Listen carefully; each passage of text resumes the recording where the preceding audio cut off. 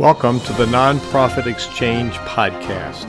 Stories by leaders for leaders to help you raise the bar on your own excellence, to release the potential inside of you.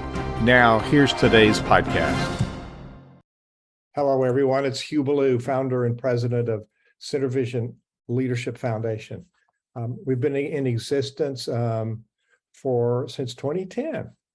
And we've got a lot of things going on. One of the things that's been very popular is the Nonprofit Exchange. Center Vision has a magazine, Nonprofit Performance 360 magazine. We have this podcast, which shows up in video and audio form. So right now, if you're watching it on Facebook or watching it somewhere else on a video, then you can also get it anywhere you get your podcasts. Look for the Nonprofit Exchange, THE Nonprofit Exchange, or you can go to thenonprofitexchange.org.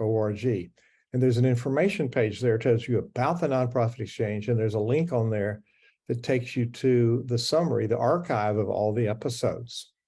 And so you can listen to any of the episodes going back all of those years. So this one, we're celebrating number 300. And it's been every Tuesday at 2, started 8 years ago. And over the years, we've had some very, very amazing people that we've interviewed. And so we have joining us from the world of academia, Dr. Todd Greer, who's in, we call it LA, Todd, Lower Alabama. Yes, sir. You have a halo around your head. I do. I'm sorry. I just came out of a presentation with youth. So it's really good to be able to be here. And I apologize for being the person late to the party. And we'll just call that halo the glow effect that I bring with me. Oh, my goodness. So Todd, let's go back in history. You were our executive director before you got this great opportunity in academia. Yep. And you're doing a lot of great things. Your vision for this, we started the magazine in those days and we started the Nonprofit Exchange. So tell us a little bit about what the thinking was. And, you had to convince the old guy this was the right thing to do. We had to use Google. There was Google that time. That was the only streaming platform. Right. Then you put it on podcasts, and we've been going ever since. So talk about what was behind your thinking, and are you pleased with where we've gone with it? Oh, yeah. I mean, first, let me say the fact that 8 years ago we were working on this and still to today, it's going strong. I think one shows the longevity of a good idea. Two, I think what we see is the fact that this is meeting an important need. And so when we started out, functionally, Hugh had set the amazing vision, I think, for what Center Vision was. And so we were looking at that time to think really, truly about what was the big need that was out there. And so as we kind of looked at it, I will admit that a lot of where my interest in kind of building this out was, I wanted to think about who were the great people in other areas, other industries, other disciplines that were doing things that we could take and bring into the world of the nonprofit. So often in nonprofits, the world that we live in really looks very closed off. And so we don't know about who else is there. We don't know about what the opportunities look like. And so we brought this to think, how could we bring together folks from the world of higher ed, from the world of business, the world of government, and find those opportunities alongside other thought leaders to be able to integrate. Because ultimately, when we look at the world that we live in, it's a recognition that we don't know everything. And so how we adapt and bring in other people is such a big part of this journey. And so to be able to start with that so many years ago, see the great thinkers that have been on this platform, and the fact that it's continuing to go. Hugh, I mean, how many people have downloaded this over the course of the 8 years? I think we know that we've had in the various platforms on the podcast 150,000, and we also have the video that's out on multiple platforms, and I don't have a good tracker, sure, but there's equally amount of views on Facebook, LinkedIn, and Twitter, and Instagram. And you think about how many different communities across the globe have been touched by this. I think that's the part that we look at, is when we think about the residual impact of these amazing people who have come in and they've poured into our community, they've poured into the magazine, and they've poured into the podcast. And to be able to see that is really significant. So, I think that was something that was truly, it kind of blew my mind. I'll tell you, one of the things early on was I used to go out, and on Twitter, I would find people that I wanted to follow, and I wanted a chance to be able to kind of hear their thoughts. And, the reality was I just asked. And in fact, that's how Hugh and I met so many years ago, was a simple ask through Twitter. And that led to a whole lot of yeses. And you think about the people that impact this community, the people that have joined us over the years, it's an amazing group of people that, I was shocked. We have award winners, we have great authors, we have people who have done so many things in different spheres, as well as people who care deeply about the religious communities, people who care deeply about foundations, about those works. It's absolutely incredible. Well, it was certainly a vision, and fortunately, I was smart enough to pay attention and learn the technology. And podcasting was something I had not done at the time. And I remember you sending me a message, "Hey, we got 70 downloads of the show," and we typically have 200 or 300 downloads of every episode. Yes.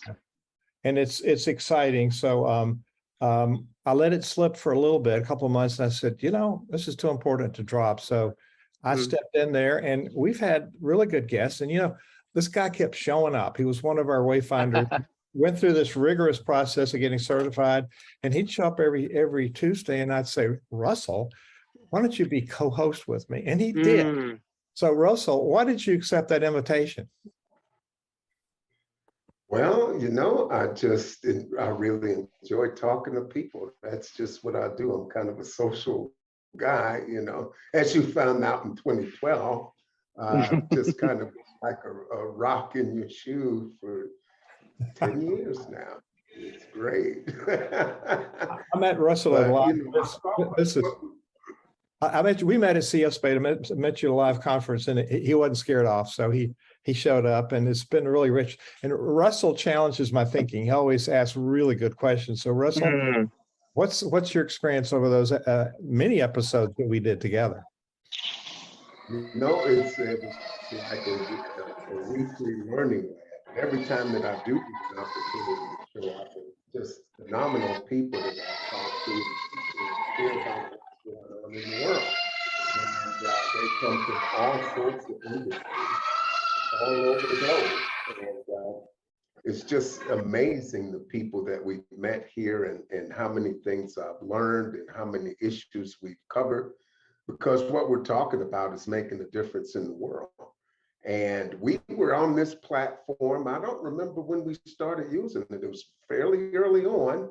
And so when COVID hit, this was technology we were used to. And we were able to just keep going without really missing a beat. And it's just been remarkable to learn the people we've met. Some of the things that our guests have created, books, and that the content we have here is evergreen, and we built the community around it. And so that's phenomenal, and that we've been able to create resources, build the community around it, bring more people together. And now we're moving into another chapter where we not only have the nonprofit exchange, which is ongoing, we have a community that we've built up around the resources we have. Yes, and it's Center Vision Community. That's, if you're watching on Facebook, you can see our logo here because you're on the Center Vision page, but it's SYNER Vision. It's a contraction of synergy and vision, where we create the synergy through articulating a vision and people adopting it as a culture of high performers. So once in the early years, and Todd, you found some people that said yes. One of the people, and I was talking to another colleague, and he said he had just written a story on Francis Hesselbein. Mm. And that was one of the interviews and she was also on the cover of the magazine that during that time. What was and you also interviewed Cal Turner. So Yeah. you want to mention those two and some others that were very important in the early years. Yeah, no, that's the thing. I think, Hugh, when we talk about it, it's the willingness that we had to kind of step out, the hope that we had that people would respond to what we were putting out, and to see some of those people. So I actually referenced Francis twice in the last 2 days, just coming off of a stage in which I shared that. So I asked Francis, and for those of you that don't know Francis, Francis is, I think, now 105 years old. Francis was the former CEO of the Girl Scouts of the USA. She was one of Peter Drucker's best friends. And if you don't know who Peter Drucker is, please stop what you're doing and go Google him right now and read just about everything he's ever written. And she was actually a Presidential Medal of Freedom winner under President Clinton. Well, she at the time was running the Hesselbein Leadership Institute. And so we reached out to her, and we were able to interview her and to be able to hear the stories of her experience over the course of her lifetime, and to think about how the world has changed around her, about the opportunities for women that have changed around her, and to think about the way that she went forward. But I'll tell you, one of the best lessons I ever received from her was a conversation I had offline. So we had worked with her and her team on the launch of, or the relaunch of, the 5 Most Important Questions, which is a Peter Drucker book that she was a collaborator on and helped to bring forward. And I said, Francis, let me ask you the question. I'm a nobody. You didn't know me beforehand. You don't know where I've come from. Why on earth did you accept my invitation onto this program? And she looked at me and she said, Todd, I see what you're working on. I see the way that you have approached it. I see the preparation that you have. There's an important quote from Ralph Waldo Emerson, and Emerson said, "Be ye an opener of doors." And she said, I have remembered that. And when I see somebody who is willing to work, I see somebody who is dedicated and cares. She said, the only thing I can do is open doors for them. And so when you said it, I accepted. And then when we asked her to write an article for the magazine, she did it. When we asked her to continue on and do other things, she did it. And really, I mean, she had invited us to go and visit her in New York City. And so that was an amazing one. And then Hugh, you referenced Cal Turner. And Cal was a second generation CEO of Dollar General. And this is one of those humble individuals that I think most people in our country don't actually have a clue who this guy is. Cal passed away, I think, a couple years ago. But in Cal's work, he was able to expand what functionally was a very local, say, mom and pop type shop into a community, or a string of stores that really sprinkled all across the country. And his interview, it was the idea that you have a chance to be able to talk to somebody, and the lessons. And I think the lessons that he brought forward at that time, so many of them were centered around this understanding of humility, about learning to be present and listen to others, about making space for others, about a willingness to learn and grow, and to show the vulnerability in it. And that's the lasting impact, I think, Russell, Hugh, everybody that's been involved with CenterVision through the years, we certainly would point to. Those are the kinds of lessons that were there. And, I mean, we had a number of amazing people early on, getting a chance to interview people who had these great books that were coming out, and getting a preview and thinking about those connections. I mean, it was absolutely incredible. And that legacy continues on to this day as we continue to bring more people into the community. And those are legendary interviews. By the way, in case Cal is listening, he's still with us. He's 82. It was his wife that passed away a couple of years ago. Thank you. I apologize. Thank you. No, and Cal, upsets the old paradigms of leadership. He just shows up and is very present. And because of your relationship with Francis, when I went to New York twice, she cleared her calendar. And actually, she was award winner with 5 presidents, has medals with 5 presidents. And President, I stand corrected. no, I was there, I saw it, so she might not have told Yes. you the whole story. And Ronald Reagan invited her to serve on his cabinet, and he says, "No, thank you. I'm very busy running the Girl Scouts." And so she Yes. was very determined in her leadership. And when Peter Drucker, after she'd studied his methodology and used it in the Girl Scouts, he visited, and he said, "I've never seen a better run organization." And she said, That's right. That's right. "Oh, you mean nonprofit?" He said, "No." Yeah. So yeah, she's was quite amazing, and she still had the same office when I visited her that she had the whole time Yes. at Madison Avenue, New York. So Russell, we've interviewed some people together. Anything jump out with you, particular celebrities? Well, one of the people that kind of comes to mind, because we do work with clergy as well as nonprofit, was Carlton Pearson. Oh, I got a chance to sit for an hour with Bishop Carlton Pearson, and the message of leadership and togetherness. And he had a powerful message of togetherness and why it's important, why it matters, why it's important to break down silos and look at people at their spiritual core. And it was just so refreshing and enlightening to hear that, to realize that we're all on a single path toward betterment, and that there's so much more that brings us together than pulls us apart. And it was really kind of timely. I mean, in the face of a lot of division that showed up in the country, it was a really refreshing message where he talked about his history. And that interview is in the archives. And so it's just, spending a half an hour talking to Carlton will change your day. It'll energize you. So if you ever get a chance to out there, folks, have a look at that and give Carlton Pearson a look. Now, with a lot of things that we do, there's a lot of talk about how we can be compliant and be in compliance and run our nonprofits like a business. And, two names that come to mind. One is Kristen LaFleur, who puts the capital C in compliance.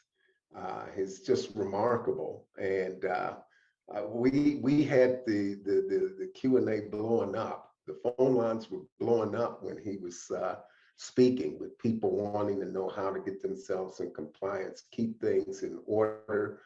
And he had good relationships with Internal Revenue Service, helping people form organizations and helping them get their organizations in order. And I just reached out to him. He's a little under the weather right now, but I have some folks I want him to talk to. The other person that comes to mind from that standpoint is an attorney by the name of Steve Levine, who wrote a book on agreements. And, we're in a world where everything is thrown at us in complete legalese. And he talked about getting to the core of what an agreement is about, beyond the legalese, because we're people, it's people working with people. And we get into the language of the heart and key language and make very human-centered agreements that hold legal water. But he talked about that process and how important that is to set those intentions. It goes beyond the legalese to what the intentions are, because what we're doing is very important work here. So those are a few. I mean, there are a lot more who were there, but those are some that jump out for me. And Stuart Levine, the resolutionary attorney, calls himself, is the Book of Agreement. And we don't think about writing agreements that we both contribute to, and they're mutually beneficial and accountable on both sides. So you talk about compliance. That's when you register with your state so that you can raise money, and there's 41 states that require it. And Christian has a system for doing that because it's very complicated. They're all different. So I'm going to share my screen. If you go to thenonprofitexchange.org, now if you're listening to it, you can do it for yourself, but thenonprofitexchange.org, you get this information page with the guy there in the penguin suit and about this logo that Todd designed years ago. We've kept it. You can find it. It's called Apple Music now, iTunes, Stitcher. It's on every platform. And then here's about the nonprofit exchange. And then here's, you can get this free self-sufficiency article. It's for you. How do you attain the self-sufficiency? We're also on C-Suite TV, on C-Suite Network, and then you can get access to that. But up here at the top, there's a button that says watch all episodes. And when you click on that, this is the archive. So the archive, you can access all of these. So 2 weeks ago, what's so scary about asking for money? I think everybody could relate to that. One of the episodes that I remember is Hardy. It's a recent one, and there are so many. And Todd, we've continued to attract more and more people. We got people booked out 3 months now because people want to be on the show and they want to share their message because they know people listen to it. But Hardy Smith, I don't know where I met Hardy. People show up, and he's got this Stop the Nonprofit Board Blame game. And I don't know a nonprofit that doesn't have some issues with boards because, it's people, and people complicate the life of other people. But as leaders, understanding the dynamics, and this is sort of the basic framework of how that you recruit a board, how you empower the board, and how you charge the board with what they're supposed to be doing, which is not running the day-to-day operations of your organization, but they are responsible. So Hardy and I, he used to work for NASCAR, and y'all may remember that's one of my passions is NASCAR. And another one who's watching on here, which really stands out to me, there's 2 on here that have been guests that are watching, and I'll bring them on to comment. Bob Hopkins, the Bob Hopkins, and I have his book here that I'll put it so I didn't step on it. So when I introduce Bob, I'll talk about his book, and then Daniel Hodges. So if y'all agree, let me bring them on and let them talk about what they talked about. I'm going to bring them in as a panelist. So Daniel, I don't know which one of your devices, you're logged in on 2 devices. Come on in. And I'm just going to bring some people in. We have some board members and advisors on here. So I want to bring some folks in. So Bob Hopkins is the author of Philanthropy Misunderstood. Philanthropy. I've had to relearn how to say it. And Bob has been one of the most inspiring presence in my life. And he did some amazing things, plus published a magazine on philanthropy. But Bob, you shared about the book on the show. You want to talk a little bit about your experience, and you've been here watching many episodes of the show over the years. So welcome back. You've had conflicts because you've been teaching. So talk about your experience and both sides, being an interviewee and watching the show. Well, thank you very much, Hugh. It was a blessing meeting you a year ago or something like that, maybe a little more than a year ago. There's a puzzle that I put together, and it's got missing pieces in it. And you were one of the big pieces that was right in the middle of this puzzle that I was missing. I thought about, I want a podcast. I want to be connected with more people. I want new ideas. I want new thoughts. I want new ideas and values that I can go forward with. And what I found from you, Hugh, is the ability to meet about a lot of people. And, I pay attention to who's around me. And you were one of those that I grabbed on your coattails and I just kind of let you fly, and I kind of flew along with you behind you. And so you've been able to fulfill a need that I had, obviously. I'm an older man, older than you, Hugh. I know that people can't see that, but I'm older than you, and I still am hunting for my purpose. And you and some of your guests have been able to fulfill some of those aspirations of mine. So thank you. Well, thank you. And you've introduced me to some people that are in this book. If you don't have this book, it's philanthropymisunderstood.org, and you can get the book. Now, Paper for Water, a couple of girls that were just young girls when they met you, and they started this nonprofit and have raised substantial money for water projects. And also Debbie Mrazek, and there's a number of people in here, and then that you've introduced me to that have been wonderful guests over the years. So thank you Right. for Well, that. I've learned from them as well. My book, which you have a copy of, has many of those folks in it. To be in my book, I had to have had some association with you and your project. And the little girls were 5 and 8 years old, and now one of them's going to college, and they've raised $2 million for water projects around the world by making origamis. And it's just been amazing. Like, wow, I can't believe that a child can come up with this idea. Of course, they had parents.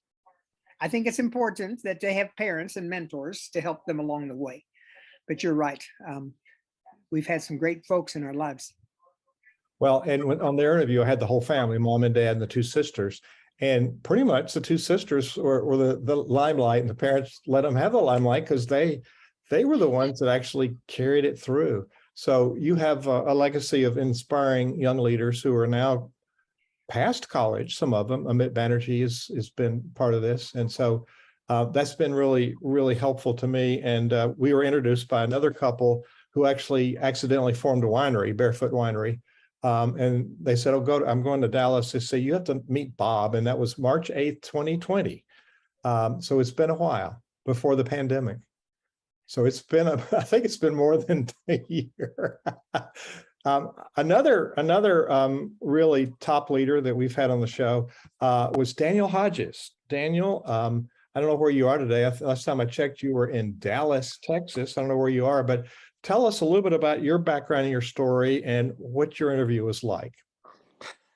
Yes, thank you. I am joining you from East Texas today. So I do travel around a bit.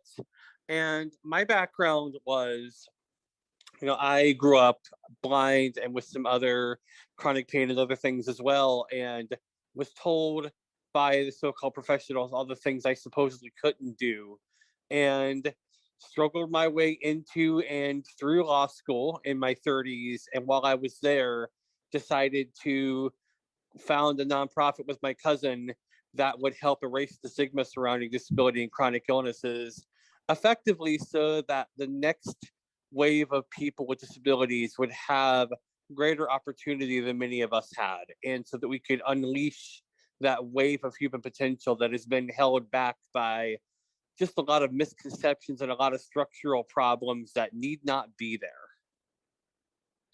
And I will say you've taught me a lot, and I have the closed caption on, which I didn't even think about previously. And when I set up new web pages, I think about the size of the buttons, and I make sure that the alt tags and the images are something a reader can do for people who are challenged, eyesight challenged. So I thank you for the gift of knowledge there, so that I can reach more people with what we're doing. So thank you for being on the show. You've also been on the other end watching shows. What's been your experience seeing other episodes? Well, put it to you this way. I have my intern Rakaya with me, and I've had her watching all of these shows since she has been part of, doing her internship, because of the value that it brings. We're always going to learn something. We're always going to come away with a possibility of a connection. I actually connected on LinkedIn with your guest from, I think, last week. And that's, I think, the mark of a good podcast. Are you going to learn? Are you going to be able to expand your network? Are you going to be able to come away with something that is actionable and useful? And that's, I think, what this podcast is able to do. I want to hear from the chair. Hey, can I jump in on that? Because I think that's Yes, sir. such an important point right there.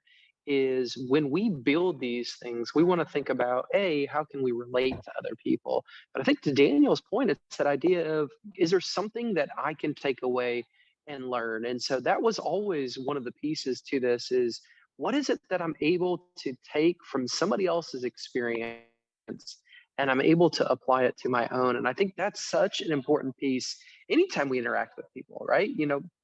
We look at this, everybody that you come in contact with has a lesson for you. And the question is, are you able to access it, and are you able to learn it? And then how do you make application in your own life? So Daniel, I think that's a great point, and certainly something that fits in the ethos of everything that we've been building here. Thank you. Absolutely.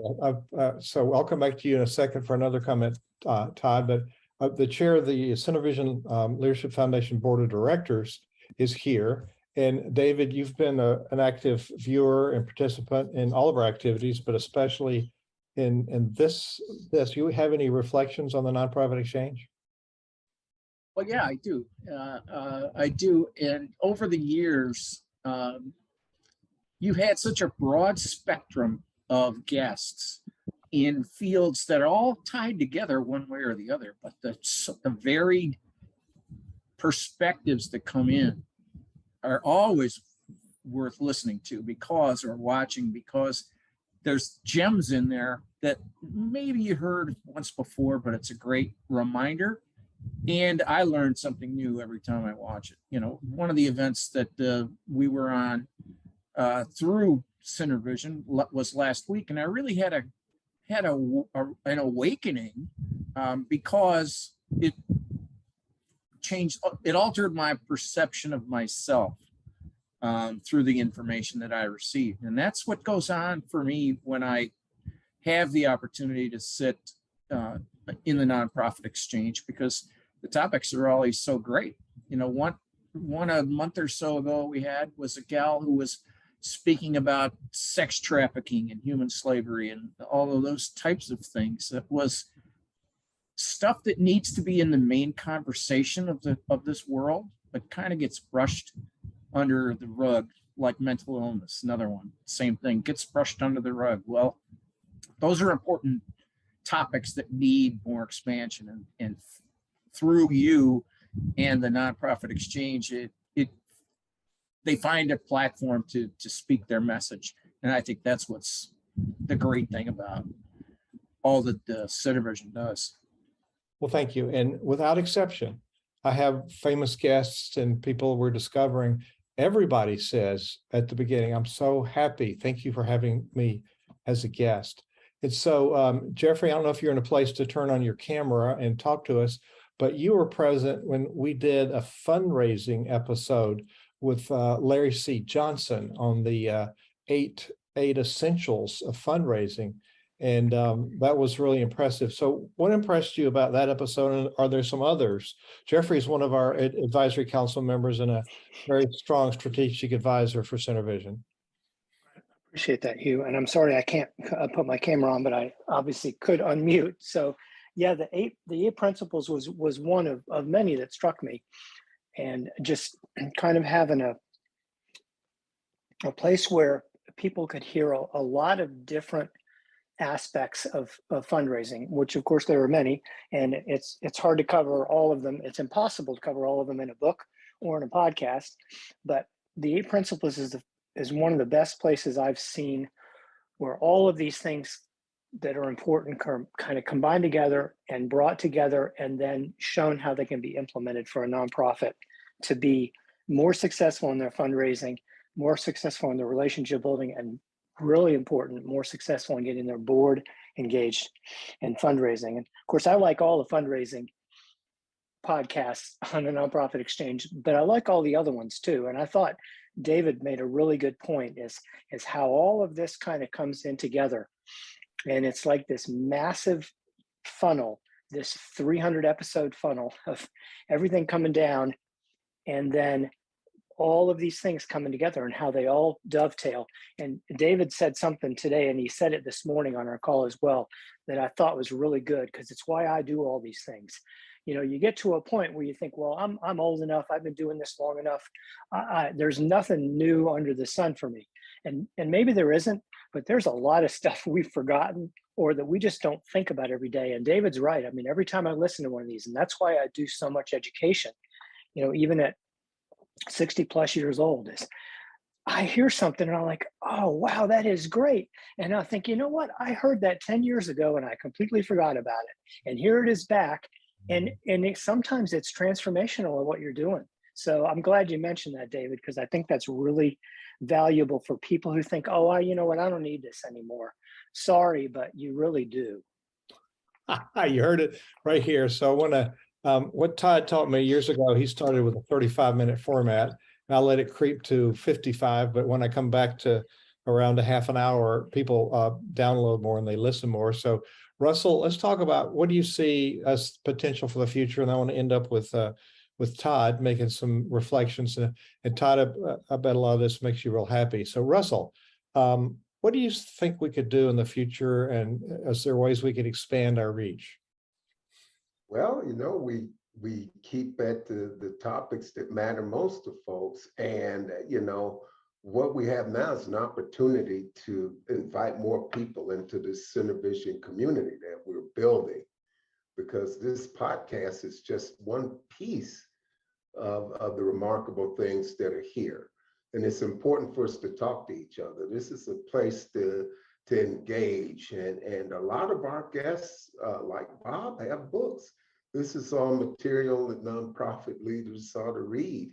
And just people in general would get a wealth of information from reading and learning. And so this is your learning community. This is your community where you can come in and ask questions. This is the community to have nice civil discussions with one another about the landscape going forward. And so I see this as something that's needed and wanted and can add value going forward, because we've got a lot of challenges.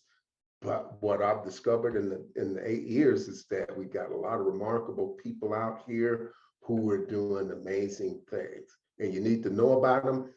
This is the place to find out who they are. Yeah, and Todd, back to you. And what Jeffrey said, I learned something in every interview. So I'm grateful to you for your vision for starting this. And it's meant so much to me. And as we're hearing, it means a lot to other people. So reflect on what you've heard and what do you think is ahead for us? Yeah, I think that's the quintessential thing, is that we're always in that place that we can continue learning. And, when we started out, we recognized that there were a couple similar needs that we saw across all types of organizations. There's always been that challenge of, how do I engage with a board? How do I develop leaders? How do I make myself attractive to funds? How do I build up the members that I have and give them a space and a place that they can really truly feel like an organization is theirs? And I think the key is always, how do we continue to maintain that mission?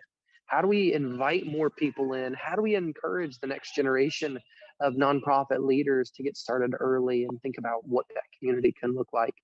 And I think every time that we do that, we expose another group to an understanding that a nonprofit opportunity is a great way to make impact in the world.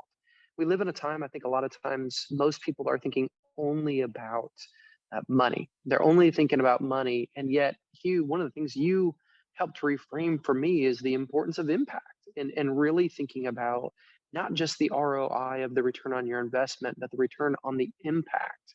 And so I think the more that we can bring it back to impact, and we can showcase the way that we can impact the world around us for better, I think to Russell's points, we live in an interesting time, as we always do.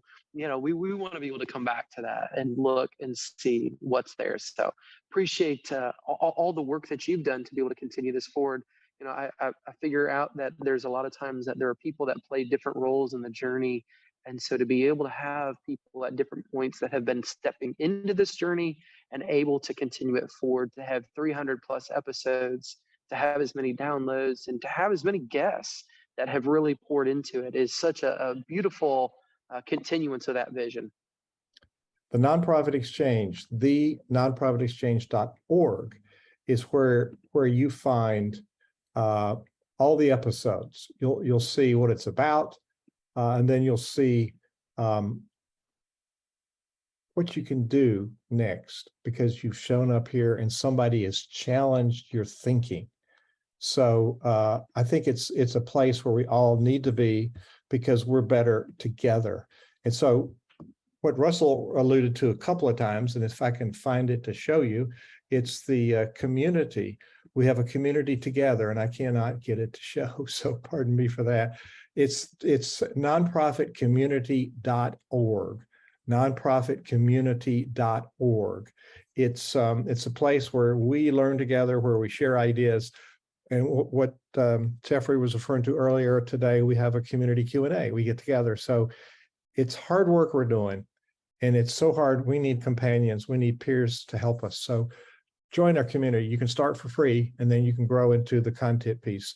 So nonprofitcommunity.org will take you there, and you can discover what it's like. Todd Greer, thank you for your vision. Russell David Dennis, thank you for your companionship and challenging me every episode to be on target. And thank you, people that just brought in. You weren't knowing you could come in. So thank you for coming in and sharing your story with us on this 300th and important episode of the Nonprofit Exchange. So have a great day, and thank you for being here today. Thank you for watching the Nonprofit Exchange.